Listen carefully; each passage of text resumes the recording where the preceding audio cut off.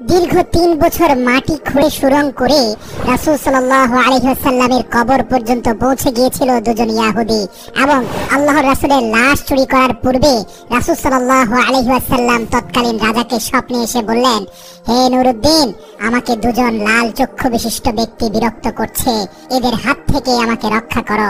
প্রিয় দর্শক, হিজরির 557 সালে ইহুদিরা চক্রান্ত করে রাসূল সাল্লাল্লাহু আলাইহি ওয়াসাল্লামের লাশ চুরি করতে নিয়েছিল মদিনা থেকে। অতঃপর অলৌকিকভাবে তারা কিভাবে ধরা খেয়েছিল এবং তাদের কি পরিণতি হয়েছিল বিস্তারিত জানতে ভিডিওটি শেষ পর্যন্ত দেখুন। 557 হিজরিতে তৎকালীন সুলতান নুরউদ্দিন জঙ্গি রহমতুল্লাহ আলাইহি তাহাজ্জুদ নামাজ পড়ে নামাজের বিছানায় ঘুমিয়ে পড়েছিলেন। এমত অবস্থায় হঠাৎ তিনি স্বপ্ন দেখলেন রাসূল সাল্লাল্লাহু আলাইহি ওয়াসাল্লাম তার ঘরে উপস্থিত এবং আল্লাহর রাসূল কোনো ভূমিকা ছাড়াই দুজন নীল চক্ষু বিশিষ্ট লোকের দিকে ইঙ্গিত করে বললেন, ইয়া নুরউদ্দিন, এরা আমাকে বিরক্ত করছে, এই দুজনের থেকে আমাকে মুক্ত করো।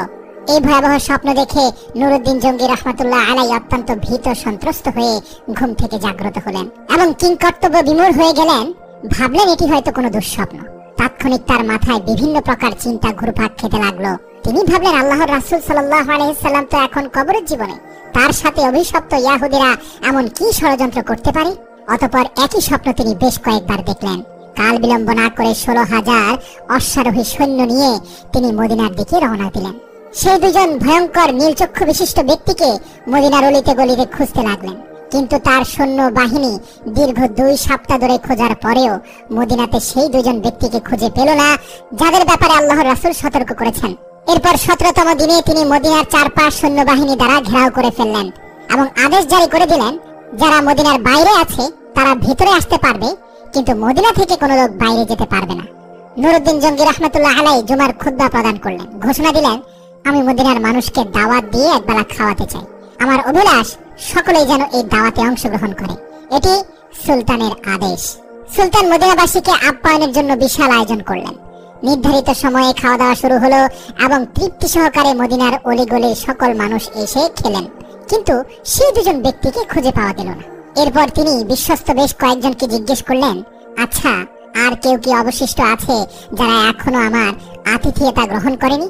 এই শুনে লক্ষাধিক জনতার মধ্যে এক ব্যক্তি হঠাৎ করে বলে উঠলেন, হুজুর, আমার জানা মতে সম্ভবত 2 জন লোক এখনো বাকি আছে যারা আল্লাহওয়ালা বুজুর্গ মানুষ। লোকটির বক্তব্য শুনে তিনি কাল বিলম্ব না করে কয়েকজন লোক সহকারে ওই 2 জন লোকের আবাসস্থলে পৌঁছে গেলেন এবং নুরউদ্দিন জঙ্গি রহমতুল্লাহ আলাই ওই 2 জন লোককে দেখে প্রচন্ড চমকে উঠলেন, কারণ এরাই তো সেই 2 জন ব্যক্তি যাদেরকে স্বপ্নে দেখানো হয়েছিল। তিনি জিজ্ঞাসা করলেন, কে তোমরা? কোথা থেকে এসেছ? তোমরা সুলতানের দাওয়াতে কেন শরীক হলে না? লোক দুটো তাদের পরিচয় গোপন করে বলল, আমরা মুসাফির, হজের উদ্দেশ্যে এসেছিলাম, কিন্তু প্রিয় নবী সাল্লাল্লাহু আলাইহি ওয়াসাল্লামের প্রেমে আত্মহারা হয়ে আর ফিরে যেতে মন চাইল না, তাই বাকি জীবন রওজার পাশে কাটিয়ে দেওয়ার নিয়তে এখানে রয়ে গেছে। উপস্থিত জনগণ তাদের পক্ষ হয়ে বলল, হুজুর, এরা খুবই আল্লাহওয়ালা মানুষ, সারাদিন ইবাদত বন্দেগী করে। এরপর সুলতান কারো কথায় কান না দিয়ে তাদেরকে সেখানে আটকে রাখার নির্দেশ দিলেন। অতঃপর স্বয়ং তাদের থাকার জায়গায় গিয়ে খুব ভালো করে অনুসন্ধান চালালেন, কিন্তু সেই স্বপ্নের সাথে সম্পর্কিত কোনো কিছু সেখানে পাওয়া গেল না। এখনো রহস্য উদ্ঘাটন করতে না পারায় তিনি সীমাহীন চিন্তিত হয়ে পড়লেন। এক পর্যায়ে নুরউদ্দিন জঙ্গি রহমতুল্লাহ আলাই সেই ঘরের ভিতরে তার সঙ্গীদের বললেন, আচ্ছা, তাদের নামাজের মুসল্লাটি একটু উঠাও তো। সঙ্গীরা নির্দেশ পালন করলো। নামাজের মুসল্লাটি বিছানো ছিল একটি চাটাইয়ের উপর। সুলতান আবারও নির্দেশ দিলেন, চাটাইটিও সরিয়ে ফেলো।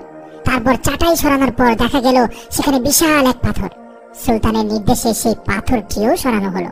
এবার পাওয়া গেল একটি বিশাল সুড়ঙ্গ পথ, যা ধীরে ধীরে নবীজির রওজা মোবারক পর্যন্ত মাটির নিচ দিয়ে পৌঁছে গেছে।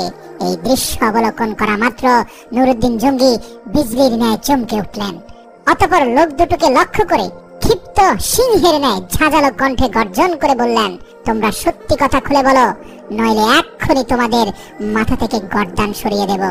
বলো তোমরা কে? তোমাদের আসল পরিচয় কি? কেন এখানে এসেছো? সুলতানের কথায় তারা অত্যন্ত ঘাবড়ে গেল। কঠিন বিপদ সামনে দেখে তারা আসল পরিচয় প্রকাশ করলো এবং বলল, আমরা ইহুদি। ইহুদিদের আস্তানা মুসল শহর থেকে আমাদেরকে প্রশিক্ষণ দিয়ে এখানে পাঠানো হয়েছে যাতে রাসূল সাল্লাল্লাহু আলাইহি সাল্লামের লাশ চুরি করে নিয়ে যেতে পারি।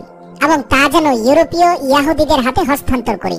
এই কাজে সফল হলে তারা আমাদেরকে আরো ধন সম্পদ দিবে বলে প্রতিশ্রুতি দিয়েছে। সুলতান বললেন, তোমরা তোমাদের পরিকল্পনা বাস্তবায়নের জন্য কি পদ্ধতি অবলম্বন করেছিলে? কিভাবে তোমরা কাজ করতে? তারা বলল, আমাদের নিয়মিত কাজ ছিল রাত গভীর হলে অল্প পরিমাণ সুড়ঙ্গ খনন করা এবং সাথে ওই মাটিগুলো চামড়ার মজকে ভর্তি করে অতি সন্তর্পণে মদিনার বাইরে ফেলে আসা। আজ দীর্ঘ 3 বছর যাবত এই মহাপরিকল্পনা বাস্তবায়নের কাজে আমরা অনবরত ব্যস্ত আছি। ঠিক যে সময় আমরা রওজা মোবারকের নিকট পৌঁছে গেলাম, মাটি খুঁড়তে খুঁড়তে আর একটু গেলেই রওজা মোবারকে পৌঁছে যাব, রাসূল সাল্লাল্লাহু আলাইহি সাল্লামের লাশ আমাদের হাতে চলে আসবে। ঠিক সে সময় ধরে আমাদের মনে হলো আকাশ যেন ভেঙে টুকরো টুকরো হয়ে যাচ্ছে, জমিন যেন প্রচন্ড ভূমিকম্পে থরথর করে কাঁপছে। আমরা কোনোভাবে আর মাটি খুঁড়তে পারলাম না। দীর্ঘ 1 বছর মাটি খোঁড়া বন্ধ করে শুধু পরিকল্পনা করছি, কারণ গর্তে প্রবেশ করলেই ভূমিকম্প শুরু হয়ে যায়। তাদের বক্তব্য শুনে সুলতানের চোখ দিয়ে পানি পড়তে থাকলো এবং তার কাছে সবকিছু পরিষ্কার হয়ে গেল। তিনি সেই 2 ইয়াহুদীকে নজিরবিহীন শাস্তির ব্যবস্থা করলেন। একটি বিশাল ময়দানে 20 হাত উঁচু একটি কাঠের মঞ্চ তৈরি করলেন। নির্ধারিত সময়ে লক্ষ লক্ষ লোক উক্ত মাঠে সমাবেত হলো। সুলতান নুরউদ্দিন জঙ্গি রহমতুল্লাহ আলাই অপরাধী লোক দুটোকে লোহার শিকল দ্বারা আবদ্ধ করে মঞ্চের উপর বসালেন। তিনি লোকজনদের বিপুল পরিমাণে লাকড়ি সংগ্রহের আদেশ দিলেন। তারপর লক্ষ জনতার সামনে সেই ইয়াহুদী লোক দুটোকে মঞ্চের নিম্নভাগে আগুন লাগিয়ে পুরো ভস্ম করে দিলেন। কোন কোন বর্ণনায় আছে সেই আগুন নাকি দীর্ঘ 11 দিন পর্যন্ত জ্বলছিল। অতঃপর বিপুল পরিমাণ অর্থ ব্যয় করে 1000 মণ সীসা গলিয়ে রাসূল সাল্লাল্লাহু আলাইহি ওয়াসাল্লামের রওজা শরীফের চারপাশে মজবুত প্রাচীর নির্মাণ করে দেন, যেন ভবিষ্যতে আর কোনো ইয়াহুদী চক্রান্ত করে নবীজির লাশ চুরি করার দুঃসাহস না দেখাতে পারে। এরপর তিনি রব্বুল আলামিনের দরবারে শুকরিয়া আদায় করলেন এবং তাকে রব্বুল আলামিন এত বড় খেদমতের জন্য কবুল করায় তিনি সপ্তাহব্যাপী আনন্দ অশ্রু বিসর্জন দিয়ে মুনাজাত এবং সিজদায় পড়ে রইলেন। ইতিহাস থেকে পাওয়া যায় যে নুরউদ্দিন জঙ্গি রহমতুল্লাহ আলাই ইন্তেকালের পর ওসিয়ত মোতাবেক তার লাশকে রাসূল সাল্লাল্লাহু আলাইহি সাল্লামের রওজা মোবারকের কাছাকাছি দাফন করা হয়।